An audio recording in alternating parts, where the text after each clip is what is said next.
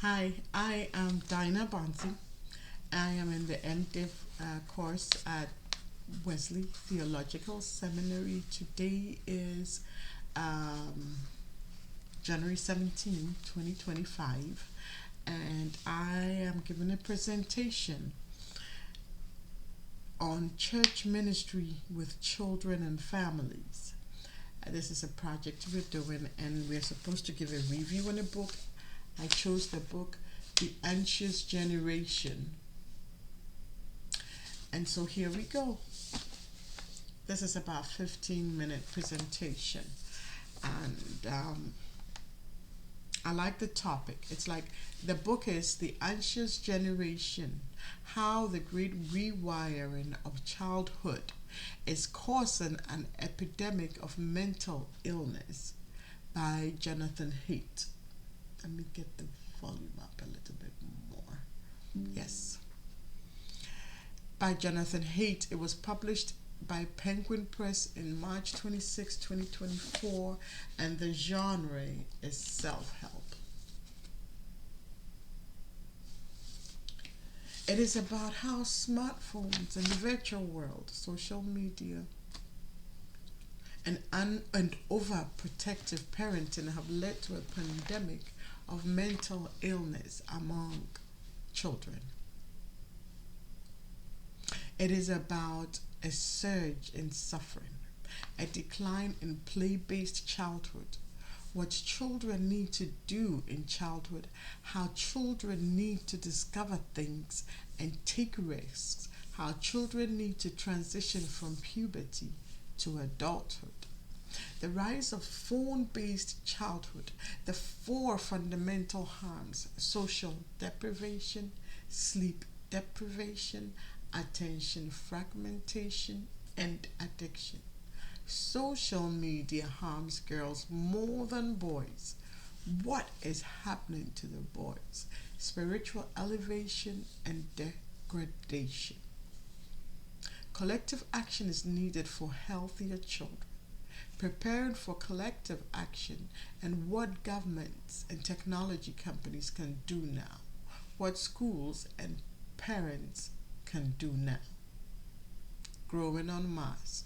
The book starts by asking to pretend one's child has volunteered to live on Mars and tricks you into letting her go. You have some fears, you have some reservations, you hesitate to let her go. Now, what if this Mars planet was a computer game or social media that has already reached your daughter? This is what is happening to Gen Z now. Gen Z is those born from 1981 to 1995, and also followed by Gen Alpha, which is those born after Gen Z. Technology has to be rewritten. It has to free people to free play. The book Anxious Generation teaches us how to reclaim human life and human beings. It starts with the topic of the surge of suffering. Parents and children born around 1981 have their parents worried about their use of smartphones, social media, and video games.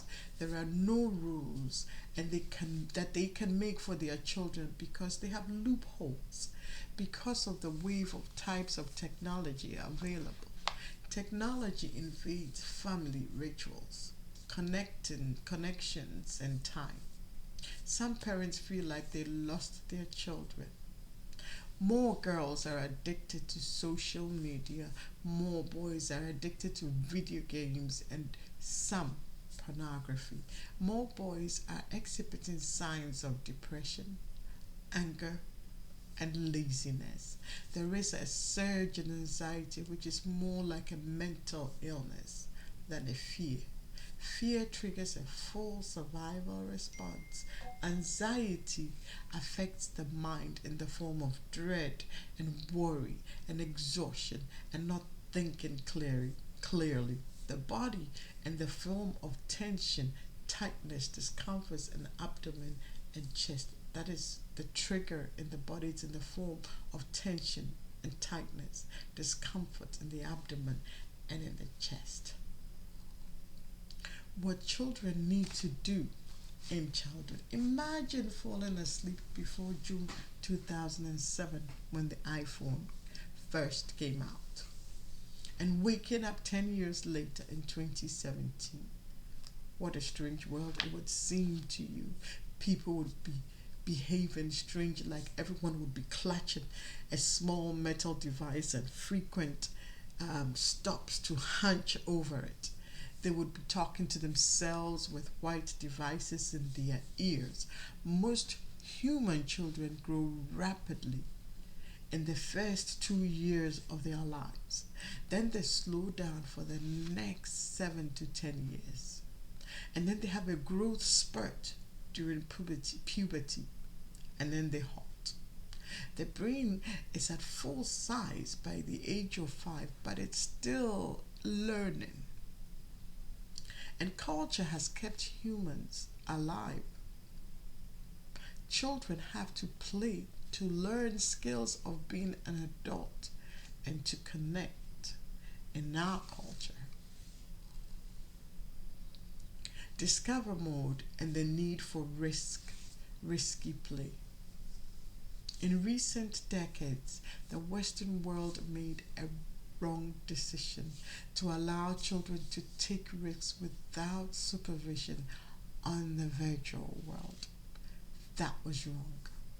Children freely roamed the virtual world where predators also freely roamed. Unsupervised play led to the brains of the children to a discover mode, and discover mode is good. Discover mode makes learning easier. However, it changes to defend mode when they are attacked. They bolt and run. They get anxious and see new situations as potential threats and not opportunity. Puberty and the blocked transition to adulthood. Early puberty is a period of rapid brain wiring. We should be concerned about the experiences and not let strangers and algorithms choose them for our children. Safetyism is an experience blocker. Smartphones are also an experience blocker because they take up all the attention. Milestones in rites of passages are displaced by the digital world. The 4 fundamental harms: social depravity, sleep deprivation, attention fragmentation, and addiction. Adolescents spend more than 7 hours a day on the iPhone instead of doing social activities. There is sleep deprivation, which leads again to anxiety, irritability, cognitive defects, poor learning, lower grades, and more accidents. And accidents can lead to dangerous situations. Attention is fragmented and follow through is impossible because of the distractions of the smartphone, the video games, the social media. There is an increase in addiction and withdrawal when they are away from the triggers of the smart gadgets. Why social media harms girls more than boys? Social media, like Instagram, uses and Facebook uses, post information about themselves and wait for judgmental responses from others. Posting and waiting for a response has a great harmful mental effect on girls and young women. Girls prefer visual platforms and communication activities of social media. Boys prefer agency activities. When people have to reduce their use of social media, they fall into depression. Social media is also flooded with predators that can stalk and harm girls. What is happening to boys? Sweet boys are lost to the virtual world. Boys talk about struggles with video games and pornography that take them away from social events in the real world. Boys who get off track and do not find employment end up moving back to live with their parents. About 27% more young men in their 20s are living with their parents compared to 17% more of women. They are called the NEET, NEET, not in education, employment, or training. Young men are more likely to be shut-ins. Boys have more opportunities to exercise agency and friendship in the adventure of the virtuous world. They become immersed in the virtual world instead of outdoor activities. So there is spiritual elevation and degradation. There's preparing for collective action.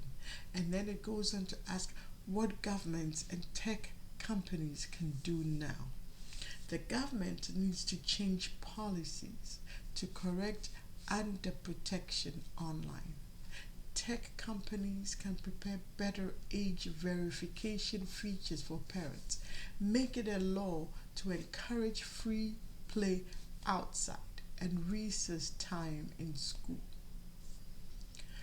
What schools can do now? Schools can restrict use so that the entire school day, restrict phone use so that the entire school day is phone free. Schools should improve recess time. Schools should have more activities for boys and have male role models. What parents can do now. Now, so far, I have agreed with Haidt. I have learned from Haidt. I have got this book all penned down. But when it comes to what parents can do now, I have a doubt. It says give children more unsupervised free play. But you are the one who said at the beginning that this unsupervised free play in the virtual world is what's causing all this problem. Give them only basic phones before high school. You are the same person who said that as parents make rules on one side, there are loopholes on the other side. And so we are not able to have control, to have any order in the process of our children getting addicted to the virtual world. Increase children's activities in the real world. Aren't we trying to do that? Encourage children to get jobs. Aren't we trying to do that? Join in community activities. Aren't we trying to do that? Participate in technology-free camping and overnight sleep. How many kids are being abused in these overnight sleeps? Participate in more technology-free activities. Aren't we trying to do that? Delay screen time for children as much as possible. And we trying to do that. I would rather say that we should have spiritual filled games and programs online. We should go in and compete with all those other. We should also have psychology people coming up with programs for God and competing in the virtual world with these kids and telling them and encouraging them on the virtual world to come out to the real world. That's what we need to do. And then as soon as they come out to do these programs, we have them ready. We have them ready to get them involved and bring them back to reality. But here is the summary. No smartphones before high school. No social media before 16. Phone-free schools. More unsupervised play and childhood independence. Thank you. I hope I was clear enough. Blessings.